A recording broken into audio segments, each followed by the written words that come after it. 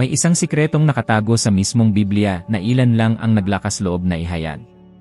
Isang aral na napakalakas na nang maunawaan ko, lubos na nagbago ng aking buhay at nagpagawa sa akin ng mahigit $100,000 sa loob lamang ng isang taon, kahit na wala akong formal na edukasyon, karanasan sa negosyo, o anumang halatang bentahe. Ang malaking kontradiksyon. Karamihan sa mga tao ay nagbabasa ng Biblia araw-araw at gayunpaman ay patuloy na nabubuhay sa kahirapan, puno ng utang, takot, at mga limitasyon. Paano kaya nangyayari na ang mga salitang lumikha ng kayamanan sa ilan ay nagpapanatili ng milyon-milyon sa kahirapan? Nang una kong mabasa ang mga salitang iyon, hilingin niyo at kayo'y bibigyan, parang may nabasag sa akin, at kasabay noon ay muling naitayo. Napagtanto ko na sa loob ng maraming taon ay humihiling ako, ngunit ang aking kahilingan ay walang laman, dahil ito ay may kasamang pag-aalinlangan, takot, at higit sa lahat, ang pakiramdam na hindi ako karapat-dapat. Ilang ulit mo na bang hiniling ang isang oportunidad sa trabaho, higit pang pera, o isang pagbabago sa buhay, at sa mismong sandaling iyon, ang iyong isipan ay nagbigay sa iyo ng kontra-atake na nagsasabing, hindi ito para sa iyo, wala kang kakayahan? Ganito ang aking pamumuhay sa loob ng mahabang panahon.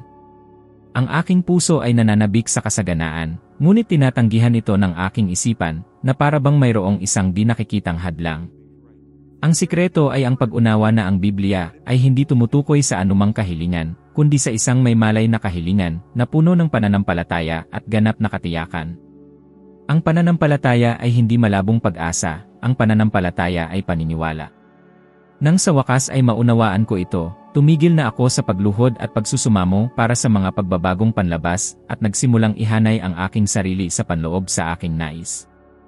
Nakita ko na ang aking sarili na mayroon na ng aking hinihiling. Naglakad ako sa aking isipan na parang nabubuhay na ang buhay na aking hinahangad.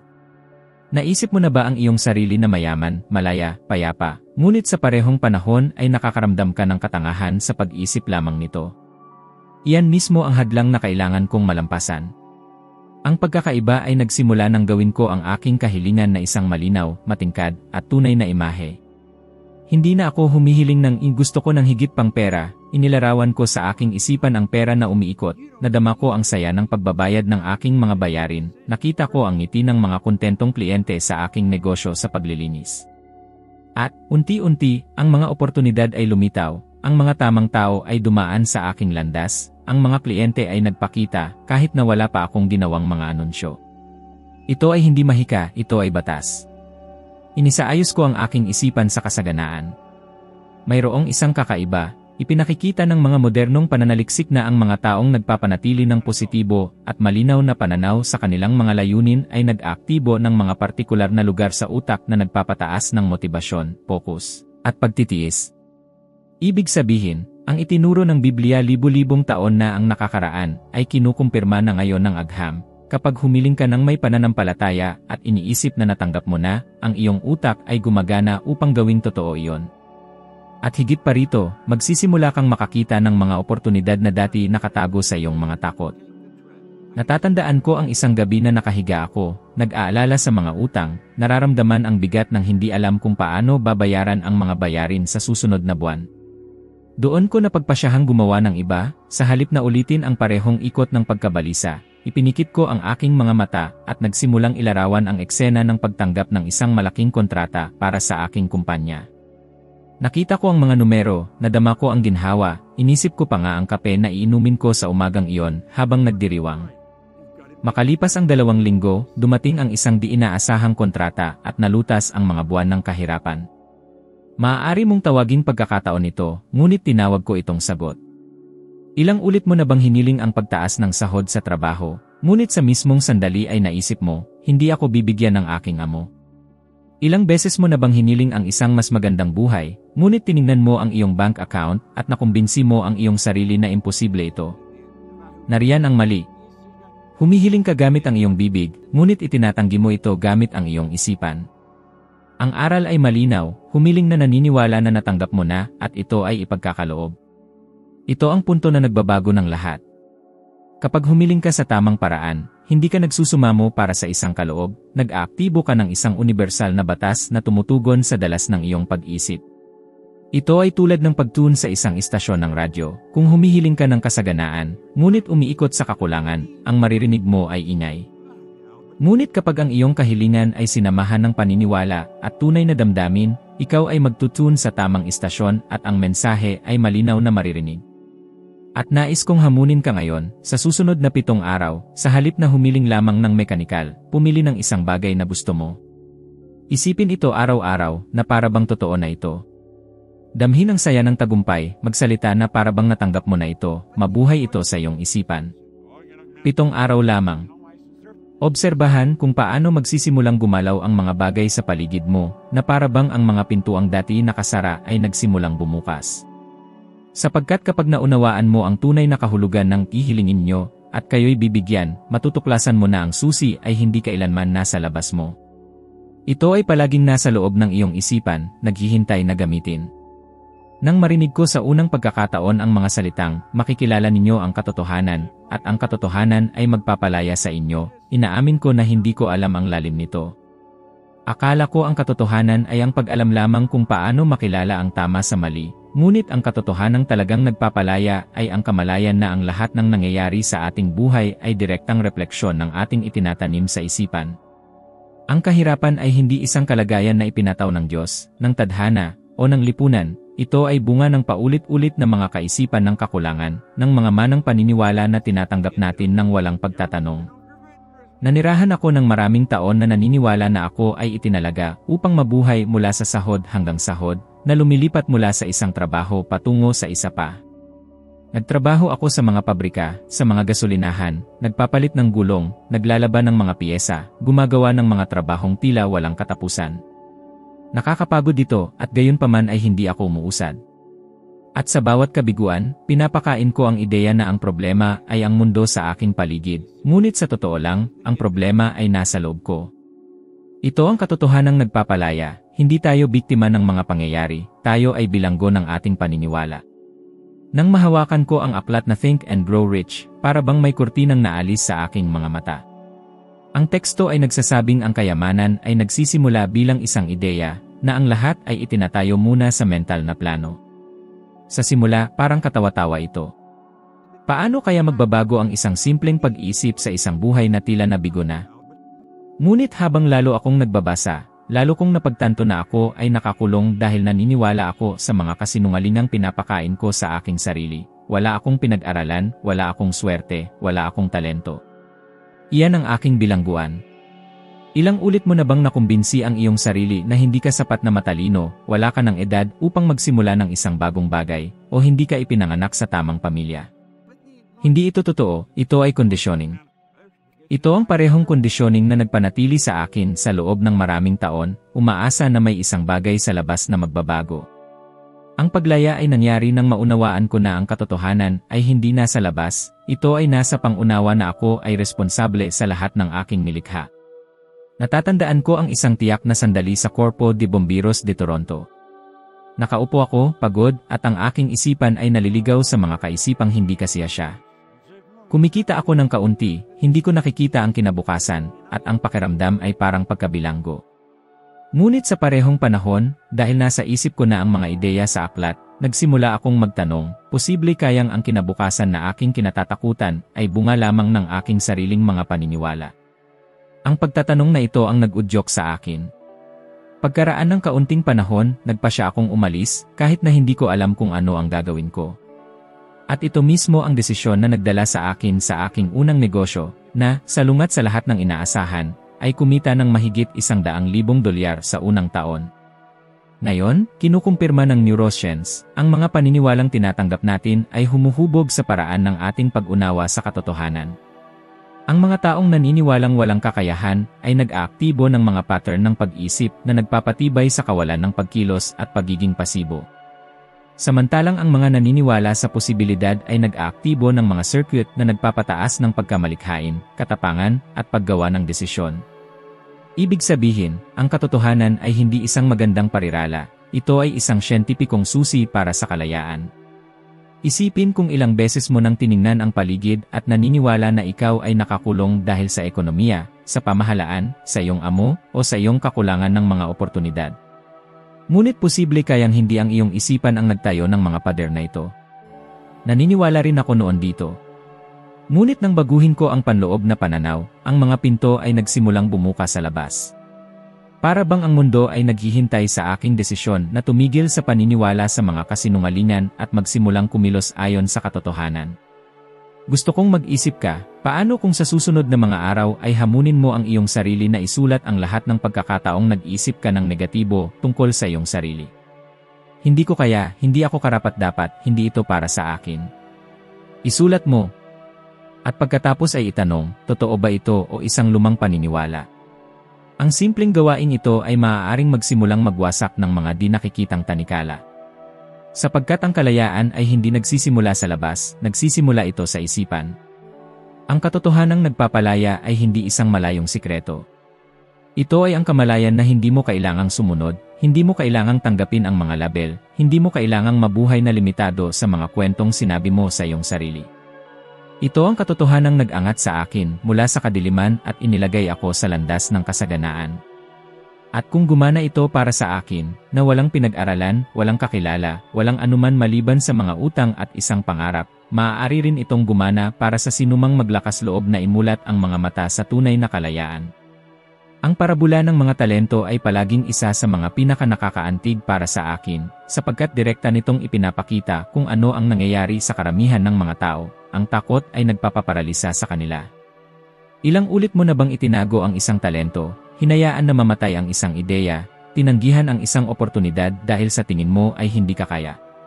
Ang aliping naglibing ng talento ay hindi hinatulan dahil sa kakulangan ng pera, kundi dahil sa kakulangan ng tapang. Ito ang kakanyahan ng mensahe, hindi ito tungkol sa kung gaano karami ang mayroon ka, kundi kung ano ang iyong ginagawa sa iyong mga hawak. Hindi ako kailanman itinuring na isang espesyal na tao. Wala akong pinag-aralan, walang kakilala, walang mayamang pamilya sa aking likuran. Ang mayroon lamang ako ay mga pansamantalang trabaho, mga trabahong hindi nangangailangan ng kakayahan, at isang buhay na tila itinalaga sa pagiging ordinaryo.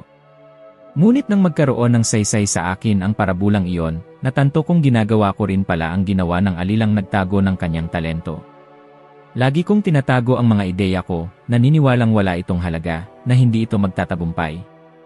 At doon ko naunawaan, kung hindi ako magsusugal, mabubuhay ako habang buhay na inaalagaan ang mga pangarap ng ibang tao, ngunit hindi ang akin.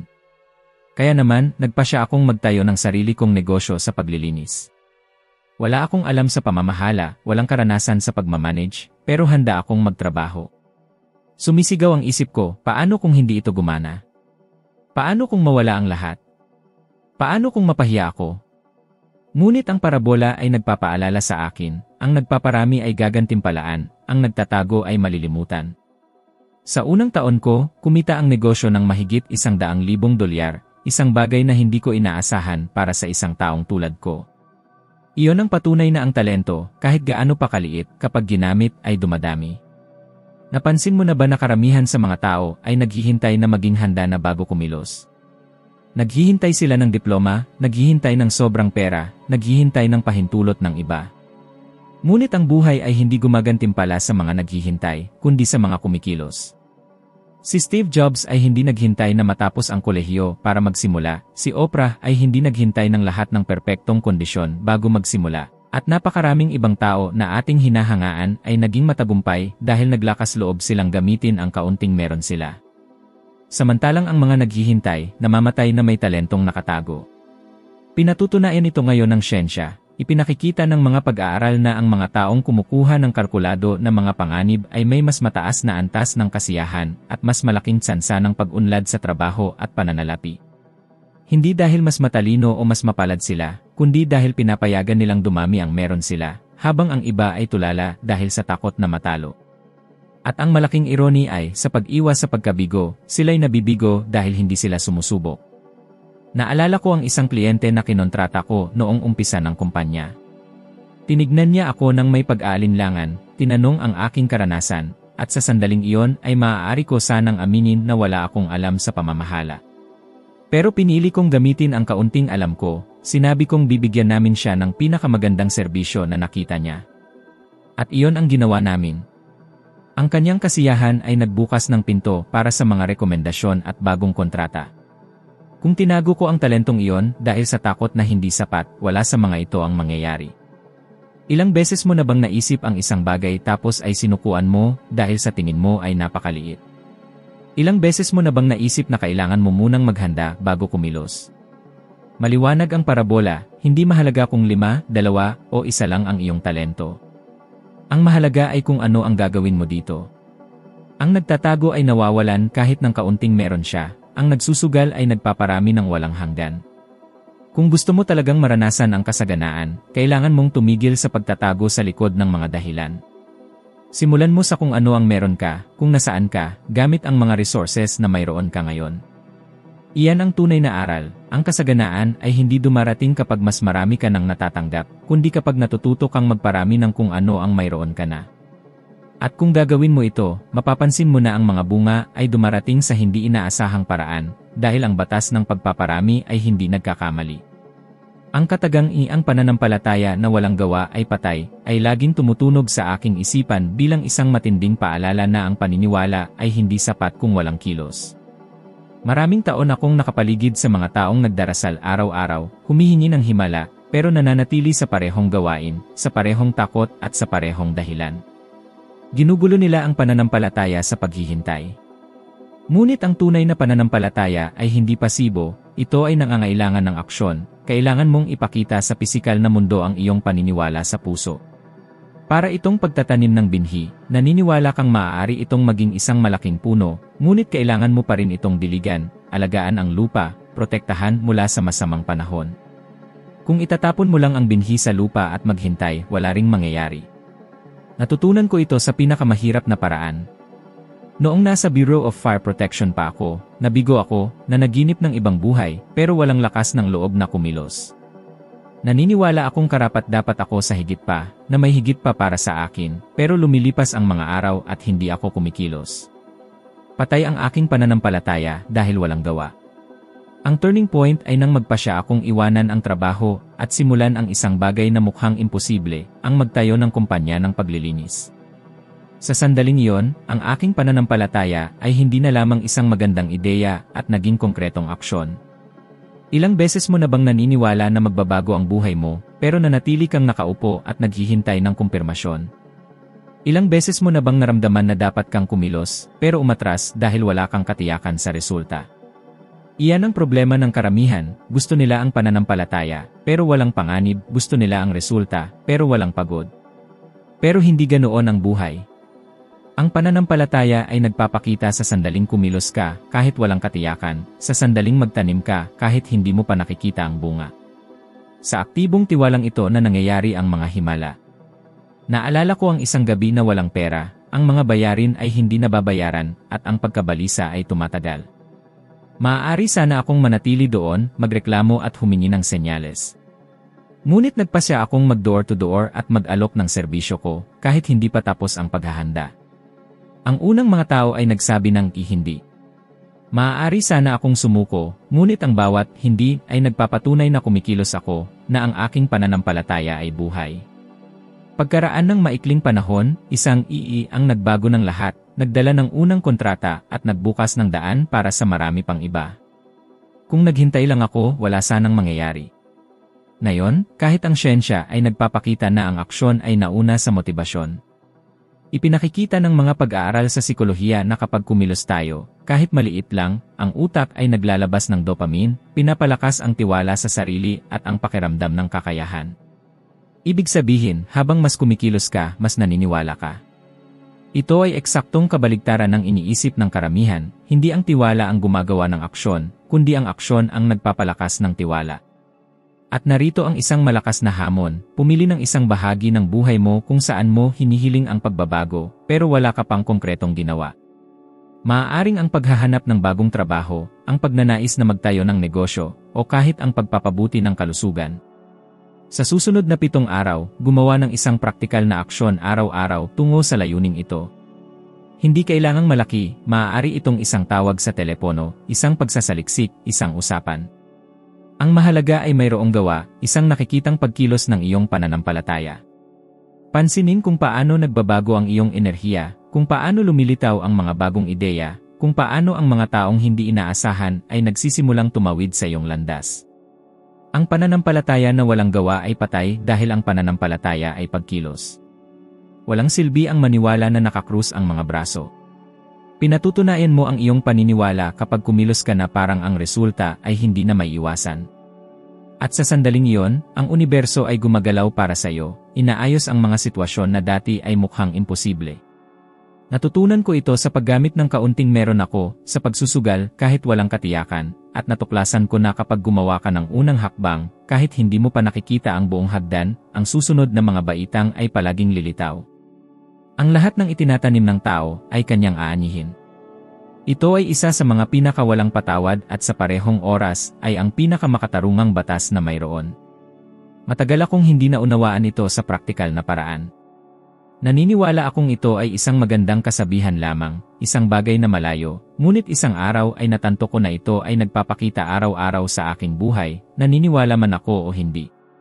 Kapag nagtatanim ako ng mga iniisip ng kakulangan, kapag inuulit ko sa isipan ko na walang oportunidad, kapag nakikita ko ang aking sarili bilang isang taong limitado, ang aking aanihin ay ang mga limitasyong iyon. At ang nakakagulat ay, kahit nakikita ko ang paulit-ulit na resulta, patuloy akong nagtatanim ng parehong mga binhi.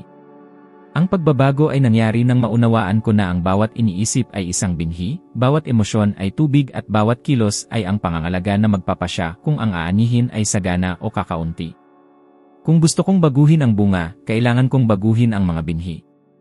Sinimulan kong bantayan ang iniisip ko tungkol sa pera, tungkol sa aking halaga at tungkol sa aking kinabukasan. Sa halip na ulitin ang wala ako, sinimulan kong makita ang aking sarili sa kasaganaan, sinimulan kong isipin ang mga kontrata na dumarating, sinimulan kong magpasalamat bago pa man ako makatanggap. At ang nakakatuwa ay, habang binabago ko ang panloob na pagtatanim, ang mga panlabas na bunga ay nagsimulang magbago rin.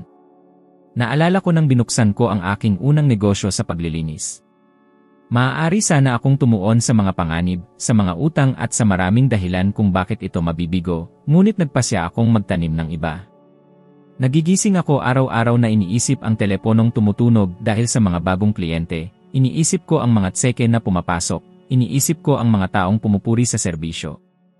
Ang mga larawang ito sa aking isipan ay naging napakabibitaw kaya naramdaman ko itong totoo. Pagkaraan ng maikling panahon, nagsimulang dumating ang mga kontrata at sa loob ng wala pang isang taon, nakakuha ako ng mahigit $100,000. Doon ko naunawaan, nang walang pag-aalinlangan, na ang batas ng pag-aani ay hindi nagkakamali.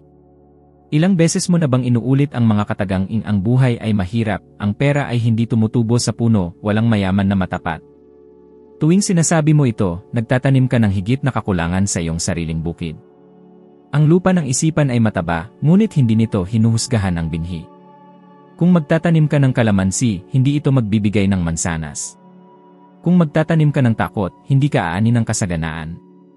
Iyan ang katarungan ng batas. Ipinakikita ng mga siyentipikong pag-aaral na ang mga taong may mga iniisip na pasasalamat at optimismo ay may mas malaking tsansa na makahanap ng malikhaing solusyon sa mga problema at higit pang mga oportunidad sa trabaho. Hindi ito pagkataon, ito ay pagkakaayon. Kapag nagtatanim ka ng positibo, ang iyong utak ay nagsasala at nakakakita ng mga posibilidad na dati ay hindi nakikita. Para itong pagpapalit ng lente ng mga mata, ang mga parehong tanawin ay nagpapakita ng mga nakatagong oportunidad. Naalala ko ang isang panahon na, kahit na marami na akong nagawa, nahaharap ako sa pansamantalang mga paghihirap sa pananalapi. Ang mga utang ay bumalik at ang tukso na bumalik sa mga negatibong pag-iisip ay napakalaki. Ngunit sa pagkakataong ito ay kilala ko na ang batas. Sa halip na hayaang lamunin ako ng kawalan ng pag-asa, sinimulan kong itala araw-araw ang lahat ng mabubuting bagay na mayroon pa rin ako, ang mga loyal na kliyente, ang mga kaibigang sumusuporta sa akin, at ang kalusugan ko para makapagtrabaho.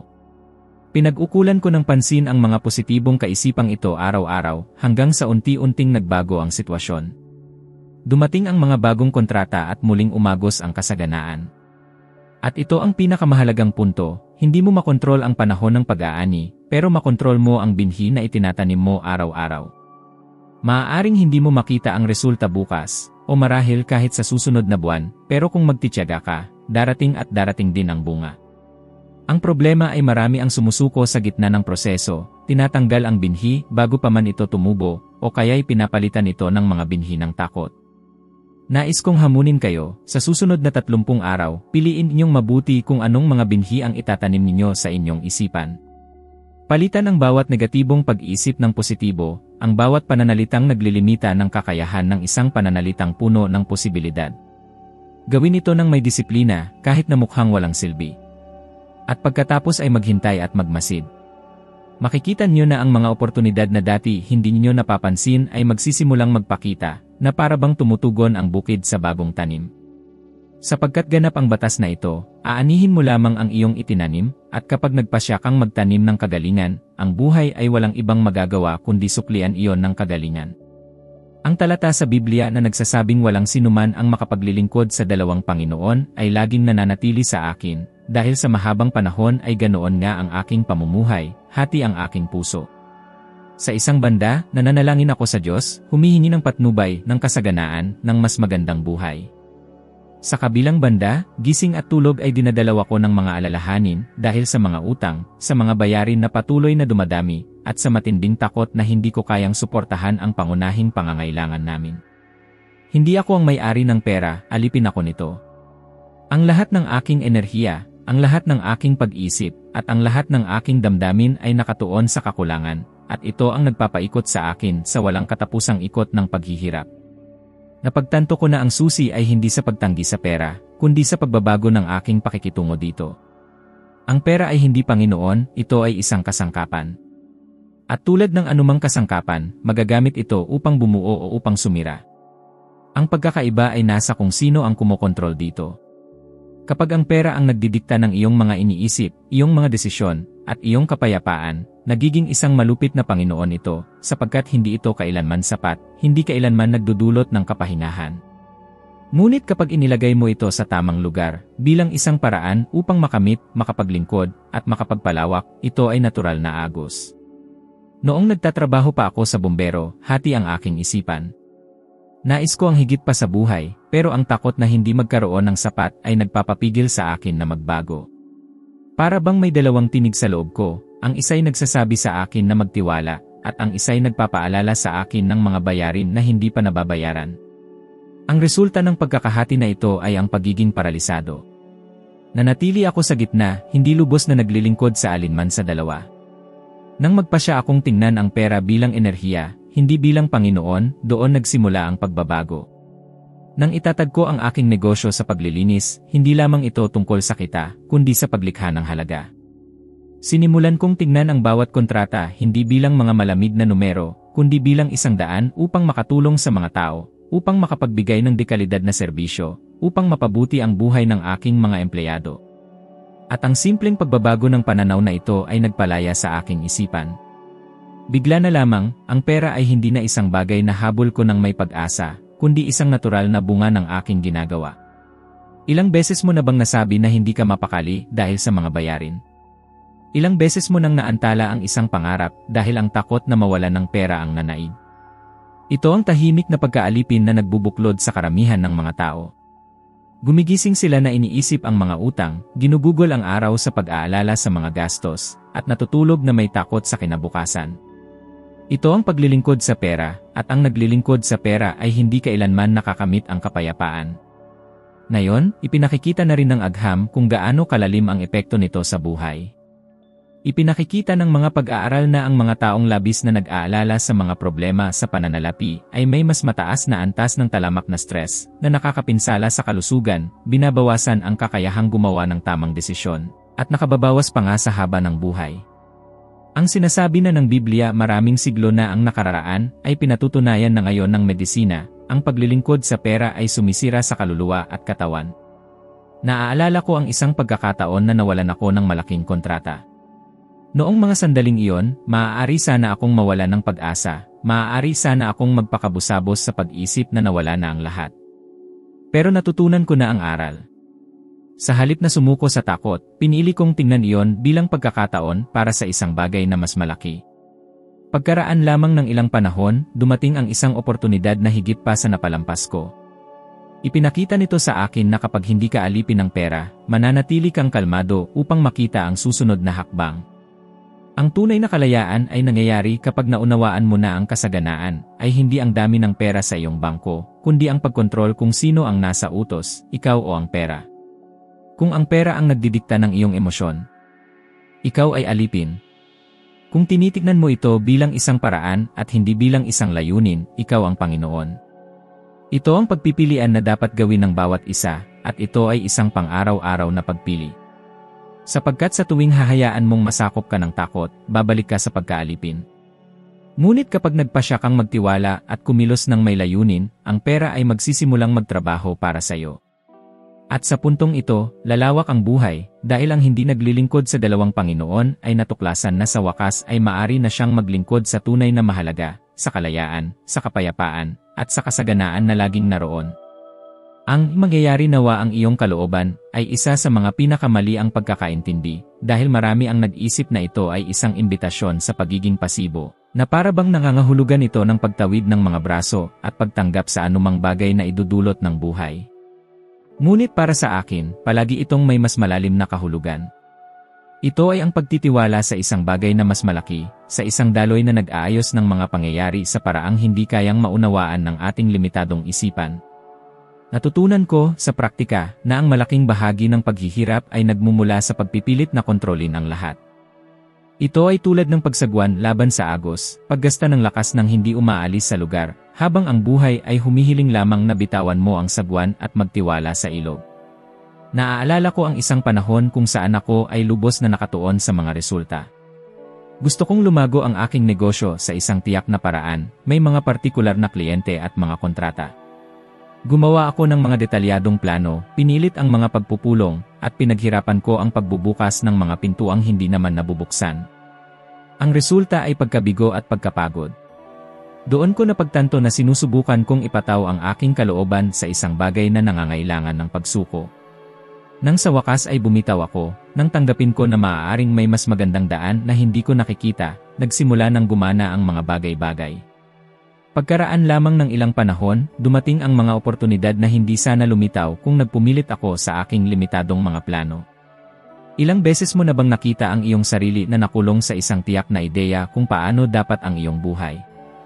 Marahil isang partikular na trabaho, isang relasyon, isang pangarap na tila imposible. At sa tuwing hindi nagaganap ang mga bagay-bagay ayon sa iyong plano, nakakaramdam ka ng pagkabigo, pagkatalo, na hindi mo maintindihan kung bakit. Ngunit paano kung, sa halip na magpumilit, magtiwala ka na mayroong mas malaking ayos na nagaganap? Hindi ito nangangahulugang pagsuko, ito ay ang pag-ayon. Patuloy kang kumikilos, patuloy kang gumagawa ng mga hakbang, ngunit bitawan mo ang pangangailangan na kontrolin ang mga detalye. Sa pagtitiwalang ito, ang tunay na kasaganaan ay nagpapakita. Ang agham ngayon ay tinatawag itong pagbitaw sa kontrol, at napatunayan na ang mga taong nakagagawa ng pagtanggap, sa halip na paglaban, ay may mas mababang antas ng pagkabalisa at stress, bukod pa sa pagkamit ng mas magagandang resulta sa mahabang panahon. Nangyayari ito dahil ang isipan, kapag hindi nakakulong sa katigasan ng isang posibilidad, ay nakakakita ng mga malikhaing solusyon at mga alternatibong daan na dati hindi napapansin. May isang pangyayari kung saan nawalan ako ng isang mahalagang kliyente at, sa loob ng ilang araw, nakaramdam ako ng pagkatalo. Iniisip ko, hindi ito pwedeng mangyari sa akin, kailangan ko ang kontratang iyon. Ngunit nang tanggapin ko na maaaring ang pagkawala na iyon ay bahagi ng isang bagay na mas malaki, nang bitawan ko ang paglaban, napagtanto ko na nagbigay iyon ng espasyo para sa isang mas malaking kliyente, na nagdulot ng mga resulta na higit pa sa aking inaasahan. Itinuro sa akin ng karanasang ito na kung minsan ang iyong tinatawag na pagkabigo ay ang paraan lamang ng universo upang magbigay daan sa isang bagay na mas naayon sa iyong tunay na paglalakbay. Tanungin ang iyong sarili, ilang beses ka na bang naghirap dahil sa pagpipilit mong panatilihin ang isang bagay na wala ng saysay? Ilang beses ka nang napigilan ng takot na mawala ang kontrol sa pagtanggap ng mga bagong oportunidad? Ang aral ay malinaw, ang mas mataas na kalooban ay hindi upang limitahan ka, kundi upang palayain ka sa bigat ng pag-isip na kailangan mong hulaan ang bawat detalye. Ito ay tulad ng pagtitiwala na alam ng binhi kung paano maging puno, kahit na hindi mo maintindihan ang bawat hindi nakikitang proseso na nangyayari sa lupa. Nais kong imungkahi sa inyo ang isang ehersisyo, pumili ng isang bahagi ng iyong buhay kung saan nararamdaman mong sobra kang nagpupumilit, nag-aaksaya ng enerhiya ng walang resulta. Sa mga susunod na araw, sa halip na magpumilit, bumitaw ka. Magpatuloy sa pagkilos, ngunit iwanan ang pangangailangan na kontrolin ang pangwakas na resulta. Obserbahan ang mangyayari. Maaari kang magulat sa pagbubukas ng mga pinto sa mga lugar na hindi mo inaasahan. Ganoon ko natutunan na ang pagsasabing mangyayari nawa ang iyong kalooban ay hindi ang pagsuko sa mga pangarap. Ito ay ang pagbibigay ng espasyo para dumating ang mga ito sa isang mas malaki at mas perpektong paraan kaysa sa iyong kaya mong planuhin. Ito ang tunay na kalayaan, ang pagtitiwala na ginagawa mo ang iyong bahagi at pinapayagan mong gawin ng buhay ang sa kanya. Ang pagpaparami ng tinapay at isda ay palaging nagturo sa akin na ang kasaganaan ay hindi nakasalalay sa dami ng una, kundi sa kamalayan na dala mo sa harap ng kaunting mayroon ka. Ang kwentong iyon ay hindi lamang tungkol sa isang malayong himala, kundi tungkol sa isang mental na prinsipyo na maaaring gamitin araw-araw. Pag-isipan natin, ilang beses mo na bang nakita ang iyong sarili na paralisado dahil sa paniniwalang wala kang sapat na mga mapagkukunan upang magsimula? Marahil ay naisip mo na kailangan mo ng higit pang pera, higit pang panahon, higit pang mga kontak. Ito mismo ang pag-isip na pumigil sa kanya. Ang tunay na aral ay ang maliit ay maaaring dumami kapag inilagay mo ito sa ilalim ng batas ng kasaganaan. Noong sinimulan ko ang aking negosyo sa paglilinis, wala akong malaking puhunan. Maaaring naisip ko na hindi sulit subukan, na kailangan kong maghintay hanggang maging mas maayos ang lahat, mas maraming karanasan, mas maraming katiyakan. Ngunit nagpasya akong gamitin ang kaunti kong meron at kumilos na para bang sapat na yon. Natatandaan ko ang pag-aalok ng mga serbisyo gamit ang simpleng mga kagamitan, ngunit may malinaw na pananaw sa paglago. At, sa aking pagkamangha, nagsimulang dumating ang mga kliyente, nagsimulang dumami ang mga kontrata, at bigla na lamang ang negosyong mukhang maliit ay naging isang kumpanya na kumikita ng mahigit $100,000 sa unang taon. Hindi ito dahil sa marami ako, kundi dahil ginamit ko ang kaunti ng may pananampalataya at pangitain. Tinatawag ito ngayon ng agham na leverage effect. Kapag nagsimula kang kumilos gamit ang limitadong mga pinagkukunang mayroon ka, nagbubukas ka ng espasyo para sa paglitaw ng mga bagong oportunidad. Ipinakikita ng mga pag-aaral na ang mga taong nagpapasalamat sa kung ano ang mayroon na ay nakakakita ng mas maraming paraan at alternatibo na humahantong sa kanila sa mas malalaking resulta kaysa sa mga taong puro reklamo lang sa kakulangan. Para bang pinalalawak ng pasasalamat ang larangan ng paningin at nagbubunyag ng mga oportunidad na dati nakatago. Ilang ulit mo na bang naantala ang isang pangarap dahil naisip mong kulang ka? Ilang ulit ka na bang naniniwala na kailangan mong maghintay para sa perpektong mga kondisyon para sa unang hakbang? Iyan ang pinakamalaking pagkakamali. Ang mga kondisyon ay hindi kailanman magiging perpekto. Ang pagiging perpekto ay ipinanganak sa pagkilos. Kung ilalagay mo sa sirkulasyon ang kaunti mong meron, kung gagamitin mo ang iyong mga ideya, ang iyong oras at ang iyong enerhiya ng may pananampalataya, makikita mo na dumami iyon sa mga hindi inaasahang paraan. Naalala ko ang isang sitwasyon kung saan wala akong puhunan para palawakin ang kumpanya. Sinasabi sa akin ng lohika na imposibleng lumago. Ngunit, sa halip na sumuko, nagsimula akong mag-visualize ng mga pakikipagsosyo at mas malalaking kontrata. Ilang sandali pa, isang kliyente na nakakita sa akin na nagtatrabaho sa ibang lugar ang lumapit sa akin at nag-alok ng isang kontrata na nagbago sa buong istruktura ng negosyo. Para bang nakikita ko ang pagdami ng tinapay at isda sa harap ng aking mga mata. Napagtanto ko na kapag nagpapakita ka ng pasasalamat at tiwala sa kaunti, inaayos ng sansinukob ang pagdadala ng marami. At narito ang isang tanong na kailangan mong itanong sa iyong sarili. Nakatingin ka ba sa iyong buhay at nakikita mo lamang ang kakapusan o nakikita mo ba ang kaunti mong meron bilang isang binhi ng kasaganaan?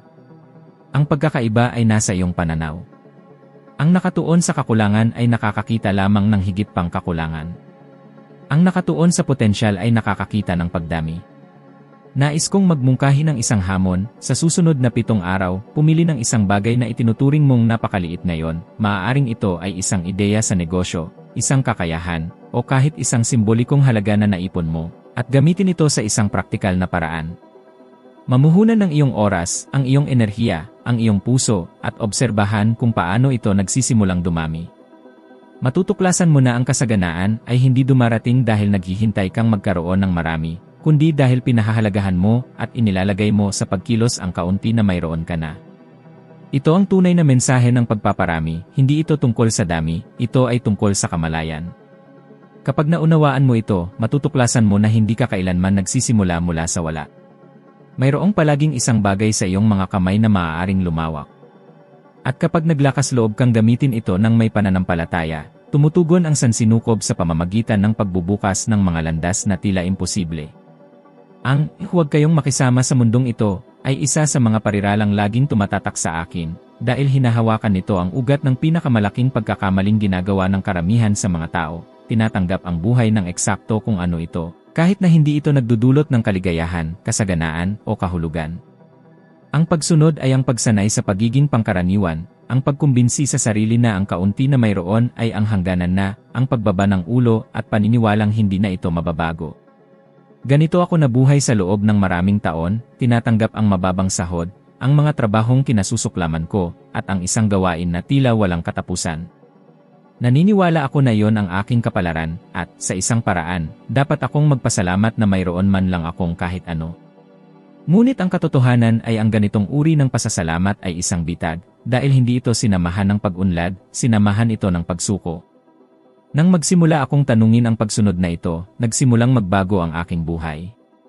Malinaw kong naaalala ang panahong nagtatrabaho ako sa Cuerpo de Bomberos.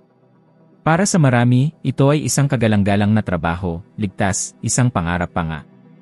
Ngunit sa loob ko, naramdaman kong may mali. Hindi ko lang gustong mabuhay, gusto kong mabuhay ng buo. Ang pagsuway na ito ang nagtulak sa akin na gumawa ng mga desisyon na tila isang kalokohan para sa iba. Ang pag-iwan sa katatagan, ang pagtaya sa isang bagay na hindi ko kilala, ang pagbubukas ng isang negosyo nang walang karanasan. Ngunit ito mismo ang pagtanggi sa pagsunod na nagbukas sa akin ng mga pintuan para sa isang ganap na naiibang hinaharap. Ilang ulit mo na bang tinanggap ang isang relasyon na hindi nagdudulot ng kaligayahan, isang trabaho na hindi sapat ang sweldo, o isang buhay na hindi nagbibigay ng sigla? Doon naroon ang hindi nakikitang bilangguan. Tinuturuan ka ng lipunan na makontento, na magpasalamat sa kaunti at huwag masyadong mangarap ng mataas. Ngunit ang Biblia ay malinaw, huwag kayong makisama. Huwag tanggapin ang limitadong paraan na sinasabi ng mundo na dapat mong mabuhay. Magbago kayo sa pamamagitan ng pagbabago ng inyong pag-isip. Nangangahulugan ito na ang pagbabago ay nagsisimula sa loob mo kapag nagpasya kang huwag tanggapin ang pamantayan na ipinataw sa iyo. Kinukumpirma rin ito ng agham. Ipinakikita ng mga pananaliksik na ang mga taong hinahamon ang status quo, na hindi sumusunod sa mga limitadong pamantayan, ay may mas mataas na antas ng tagumpay, pagbabago, at maging ng kalusugan ng pag-isip. Ang mga sumusunod, sa kabilang banda, ay nagkakaroon ng higit na pagkabigo, sama ng loob, at pakiramdam ng kawalan. Ang pagsunod ay maaaring mukhang kaligtasan, ngunit sa katunayan ay ang mabagal na pagkamatay ng iyong mga pangarap. Naalala ko ang isang sitwasyon kung saan pinayuhan ako ng aking sariling pamilya na huwag iwanan ang trabaho sa pamatay-sunog. Sinabi nilang napakamapanganib na nagkakamali ako. Kung nakinig ako, malamang na ginugol ko ang aking buong buhay sa loob ng isang komportableng pamantayan, ngunit walang pagtupad. Ngayon alam ko na ang pinakamalaking kalokohan ay hindi ang pagtaya, kundi ang paglakas loob na maniwala na karapat-dapat ako sa higit pa sa sinasabi ng mundo na maaari kong makuha. At ito ang kailangan mong maunawaan, kung susundin mo, mananatili kang nakatigil. Kung magtatanong ka, ikaw ay lalago. Ang "huwag kayong makisama" ay nangangahulugang huwag tanggapin ang mga utang bilang isang likas na bahagi ng buhay, huwag tanggapin ang minimum na sahod bilang isang hindi maiiwasang tadhana, huwag tanggapin ang pamumuhay ng walang layunin. Nangangahulugan ito na tingnan ang lahat ng bagay na naglilimita sa iyo at sabihin, hindi ito permanente, mababago ko ito. Nais kong magmungkahi ng isang ehersisyo, tingnan ang isang bahagi ng iyong buhay kung saan sumunod ka. Maaaring ito ay ang iyong trabaho, ang iyong kalusugan, ang iyong mga relasyon, o ang iyong kalagayang pinansyal. Tanungin ang iyong sarili, kung hindi ako sumunod, ano ang gagawin kong iba ngayon? Ang tanong na ito lamang ay maaaring magsimulang magbukas ng isang bagong pananaw. Natuklasan ko na ang pagsuway ay ang sindihan na nagsisimula sa anumang pagbabago. Dahil ang buhay ay hindi magbabago hanggat hindi ka nagpapasya na sapat na ang pagiging nakakulong sa kung ano ang hindi nagpapasaya sa iyo. Kapag pinili mong huwag sumunod, nagsisimula kang lumikha. At kapag lumikha ka, nagbubukas ka ng espasyo para sa isang buhay na sumasalamin hindi sa kung ano ang ipinataw sa iyo ng mundo, kundi sa kung ano ang nararapat mong mabuhay. Ang ika-10 ay palaging nakikita ng marami bilang isang obligasyon lamang sa relihiyon, ngunit ang natutunan ko ay, sa esensya, ito ay kumakatawan sa isang universal na batas ng sirkulasyon. Ang pera, tulad ng tubig, ay kailangang dumaloy. Kapag pinipigilan mo ito dahil sa takot, kapag hawak mo ang bawat sentimo na naniniwalang hindi ito kailanman magiging sapat, lumilikha ka ng isang hadlang na pumipigil sa kasaganaan na pumasok. Ngunit kapag inilalagay mo ang pera sa paggalaw, kapag pinapayagan mo itong dumaloy, ito ay babalik na dumami. Ito ay isang batas, at tulad ng anumang batas, ito ay gumagana para sa lahat, anuman ang paniniwala o relihiyon. Sa simula ng aking paglalakbay, eksakto akong katulad ng karamihan, natatakot akong mawala ang kaunti kong pag-aari. Hawak ko ang bawat dolyar na parang ito na ang huli. At habang mas hawak ko, lalong tila nawawala sa aking mga kamay. Doon ko naunawaan na ang pagiging mapagbigay ay hindi pagkawala, ito ay pamumuhunan sa daloy. Nagpasya akong itabi ang isang bahagi ng aking kinikita, hindi dahil may sobra ako, kundi dahil naniniwala ako sa batas. At nakakagulat na makita kung paano, kahit na may kaunti sa aking mga kamay, nagsimula akong makaakit ng higit pang mga oportunidad, higit pang mga kontrata, higit pang kasaganaan. Ilang ulit mo na bang sinabi sa iyong sarili na hindi mo matutulungan ang isang tao dahil wala kang sapat? Ilang ulit mo na bang naantala ang isang donasyon, isang kilos ng kabutihan dahil naniniwala kang mawawalan ka? Iyan ang pagkakamali. Ang pera ay kailangang dumaloy. Kung ito ay mananatiling nakatigil, ito ay mabubulok. Ngunit kapag dumadaloy, ito ay nagre-renovate. Ito ay pareho sa prinsipyo ng kalikasan, ang mga ilog na umaagos ay palaging sariwa, ang mga lawa na nakatigil ay nabubulok. Naalala ko ang isang pangyayari kung saan ako ay may utang, at gayunpaman, nagpasya akong magbigay ng bahagi ng kaunti kong meron. Sa sandaling iyon, tila hindi makatwiran. Ngunit ilang sandali pa, lumitaw ang isang oportunidad sa negosyo at nagdala ng isang halaga na mas malaki kaysa sa aking ibinigay. Hindi ito nagkataon, ito ay ang batas ng sirkulasyon na gumagana. Ang sansinukob ay tumutugon sa espasyo na iyong nilikha. Kinukumpirma pa nga ng modernong agham ang prinsipyong ito sa ibang pananaw. Ipinakikita ng mga pag-aaral na ang mga taong mapagbigay, na nagbabahagi ng oras, pera, o mga pinagkukunanan, ay hindi lamang mas masaya, ngunit mayroon ding mas malaking posibilidad ng tagumpay sa pananalapi sa pamatagalan. Ito ay dahil ang pagiging mapagbigay ay lumilikha ng mga koneksyon, nagbubukas ng mga pinto, at lumilikha ng tiwala. Kapag nagbibigay ka, ikaw ay nakakonekta sa isang bagay na mas malaki kaysa sa simpleng pag-ipon. Maraming mga taong hinahangaan ko ang naglapat ng prinsipyong ito. Mga negosyante na nagbigay ng isang malaking bahagi ng kanilang mga kayamanan at, kapalit nito, nakita ang kanilang mga negosyo na umunlad pa. At nakita ko rin ang kabaligtaran, ang mga taong obsessively nag-ipon, na hindi nagpapakawala ng kahit ano, at natapos na nabubuhay sa patuloy na kakulangan, palaging natatakot na mawala ang kanilang meron. Tanungin ang iyong sarili, pinapayagan mo bang dumaloy ang pera sa iyong buhay o sinisikap mong kontrolin ito na parang isang amo? Nakakulong ka ba sa takot na mawalan, o naunawaan mo na kapag nagbibigay ka, nagbubukas ka ng espasyo para makatanggap ng higit pa? Ang pagninilay-nilay na ito ay maaaring lubos na magbago ng iyong relasyon sa pera. Gusto kong maghamon, pumili ng isang simbolikong bahagi ng iyong mga ari-arian ngayon at ilagay ito sa pagkilos. Maaaring ito ay donasyon, pamumuhunan sa isang tao, o pagsuporta sa isang proyekto na iyong pinaniniwalaan. Gawin ito hindi dahil sa obligasyon, kundi dahil sa kamalayan na iyong inaaktibo ang batas ng sirkulasyon.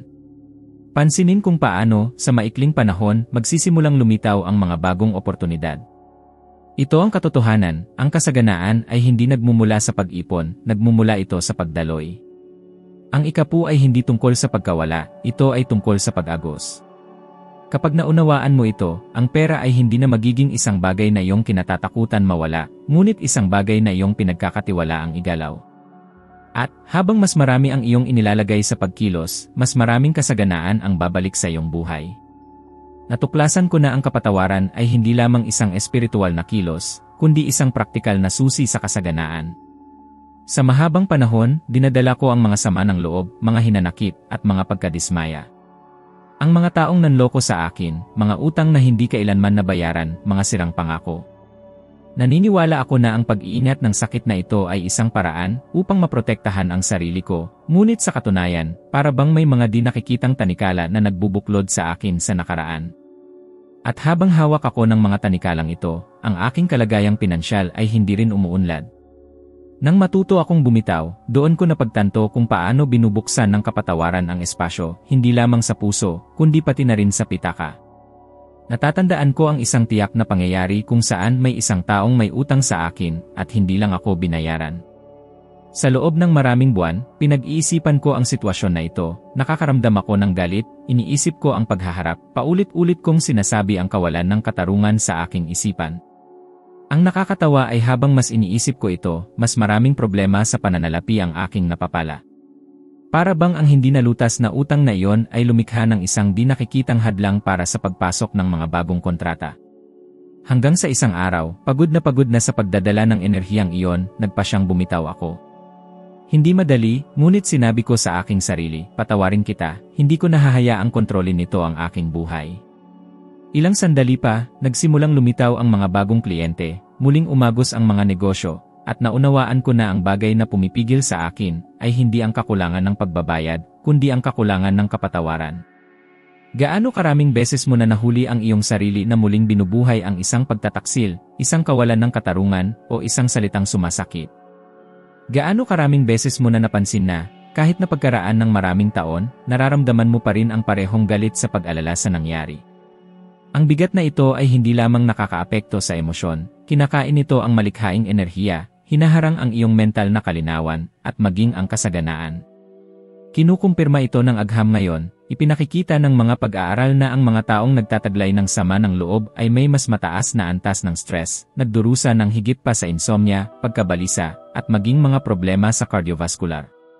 Samantalang ang mga nagsasagawa ng kapatawaran ay naglalabas ng mga hormone na naugnay sa kagalingan, binabawasan ang presyon ng dugo, at nabubuhay ng may higit na sigla upang lumikha ng kayamanan. Kailangan kong matutunan na ang pagpapatawad ay hindi nangangahulugang sinasabi na tama ang ginawa ng iba. Hindi ito pagsang-ayon o pagbibigay katwiran. Ang pagpapatawad ay ang pagpapalaya sa sarili mula sa ugnayan sa pagkakamali. Ito ang pagputol ng tali na nagbubuklod sa iyo sa nakaraan. Sapagkat, sa huli, hindi ang iba ang naghihirap sa pagdadala ng iyong galit, ikaw mismo. At habang ikaw ay kumapit dito, ang daloy ng buhay ay hindi makapagdadala ng bago. Napagtanto ko na ang kapatawaran ay tulad ng pagbubukas ng espasyo sa isang bahay na puno ng basura. Habang ang espasyo ay puno ng mga hinanakit at sama ng loob, walang bago ang makapasok. Ngunit sa sandaling maglinis ka, ang bago ay may lugar upang manirahan. Ang paglilinis na ito ng emosyon ay lumilikha ng espasyo para sa mga oportunidad sa pananalapi, mas malusog na mga relasyon, at maging sa mga mas malikhaing ideya. Tanungin ang iyong sarili, sino pa ang kailangan mong patawarin? Maaaring ito ay isang taong malapit, isang taong malayo, o ikaw mismo. Madalas, ang kakulangan ng kapatawaran ay hindi sa iba, kundi sa ating sariling mga pagkukulang. Gaano karaming beses mo na sinisisi ang sarili mo sa mga maling desisyon sa nakaraan? Habang hindi ka bumibitaw, inuulit mo ang mga parehong pattern. Gusto kong magmungkahi ng isang simpleng ehersisyo, sa susunod na 7 araw, pumili ng isang tao o sitwasyon na iyong dinadala pa rin sa puso. Araw-araw, pumikit at sabihin sa isipan, pinapakawalan kita, pinapatawad kita, pinalalaya ko ang sarili ko. Hindi mo kailangang maghintay na makaramdam ng pagnanais, ang kilos ng pagpapahayag ay sinisimulan na ang proseso. Pansinin kung paano, unti-unti, nababawasan ang bigat at kung paano nagsisimulang lumitaw ang mga bagong oportunidad. Ang kasaganaan ay dumadaloy sa isang malayang puso. At ang kapatawaran ay ang susi na nagbubukas ng pinto ng kalayaan na ito.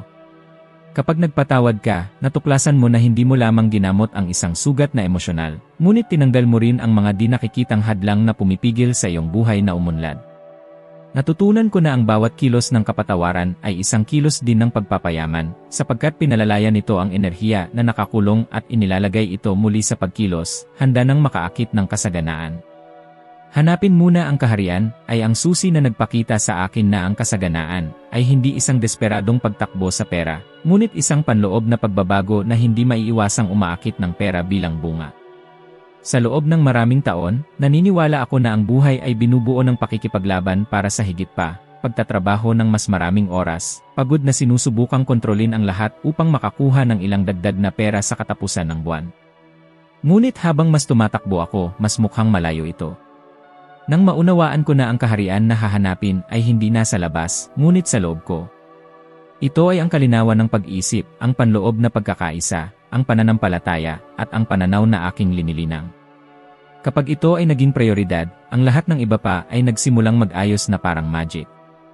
Natatandaan ko noong sinimulan ko ang aking unang negosyo. Nakatuon lamang ako sa pagkita ng pera, sa paglutas ng mga utang na hindi nabayaran, sa pagbabayad ng mga utang. Ang bawat kliyente na aking nakikilala, nakikita ko bilang mga numero, hindi bilang mga tao. At ang resulta ay nakakadismaya, mga kanseladong kontrata, mga hindi nasisiyahang kliyente, ang patuloy na pakiramdam ng pagtakbo sa mga bilog.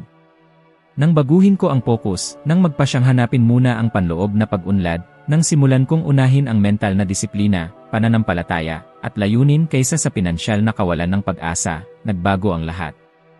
Sinimulan kong tingnan ang aking mga kliyente bilang mga oportunidad upang maglingkod, tingnan ang bawat hamon bilang isang baitang, at ang pera na dati ay lumalayo ay natural na umaagos. Karamihan sa mga tao ay gumagawa ng parehong pagkakamali, inilalagay nila ang pera bilang pinakamataas na prioridad. Nagtatrabaho sila sa mga trabahong kinapupuotan nila, tinitiis ang mga nakakapagod na gawain, isinasakripisyo ang kalusugan at mga relasyon para sa isang sahod. At kahit na ganoon, hindi nila kailanman nararamdaman na sapat na yon. Nangyayari ito dahil binabaligtad nila ang pagkakasunod-sunod. Kapag hinanap mo muna ang kaharian, kapag nagpasya kang ihanay ang iyong isipan, ang iyong puso, at ang iyong pananampalataya sa layunin at kasaganaan, ang pera ay magiging bunga, hindi pagkahumaling. Ngayon, pinatutunayan pa ng agham ang katotohanan ito. Ipinakikita ng mga pag-aaral na ang mga taong nabubuhay na naayon sa kanilang panloob na mga halaga, na naghahanap ng kahulugan sa kanilang ginagawa, ay hindi lamang may mas maayos na emosyonal na kagalingan, kundi nakakamit din ang mas mahusay na mga resulta sa pananalapi sa pamatagalan. Ito ay dahil ang enerhiya at motibasyon na nagmumula sa loob ay mas malakas kaysa sa takot na mawalan o sa pagkahumaling na manalo. Mayroong isang panahon na ako ay nahuhumaling sa pagsasara ng isang kontrata na naniniwala akong mahalaga.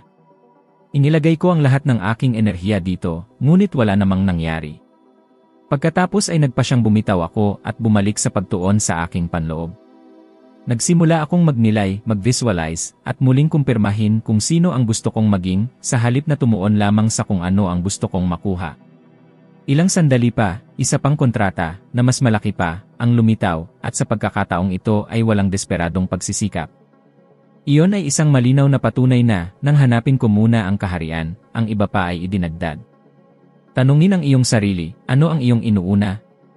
Ito ba ay ang takot na hindi mabayaran ang mga bayarin? Ito ba ay ang pagkabalisa na wala ng sapat? O ito ba ay ang paglilinang ng isang disiplinadong isip, may tiwala sa sarili, at bukas sa kasaganaan? Ang sagot sa tanong na ito ay tumutukoy kung ikaw ay patuloy na tatakbo sa likod ng pera o kung ang pera ay magsisimulang habulin ka. Gusto kong magmungkahi ng isang hamon, sa susunod na 30 araw, bago mag-isip ng mga numero, ng mga utang, o ng mga panlabas na resulta, maglaan ng oras upang pagtrabahuhin ang iyong isipan. I-visualize araw-araw ang buhay na nais mo, magsanay ng pasasalamat sa kung ano ang mayroon ka na, ihanay ang iyong mga aksyon sa isang mas mataas na layunin. Gawin itong iyong prioridad at obserbahan kung paano nagsisimulang mag-ayos ang mga panlabas na pangyayari. Ito ang diwa ng turo, ang paghahanap muna sa kaharian ay ang pag-aayos ng bagay na walang nakakakita, ngunit tumutukoy sa lahat ng makikita. Ito ay ang pagiging taong umaakit ng kasaganaan, sa halip na hangarin lamang ang kasaganaan.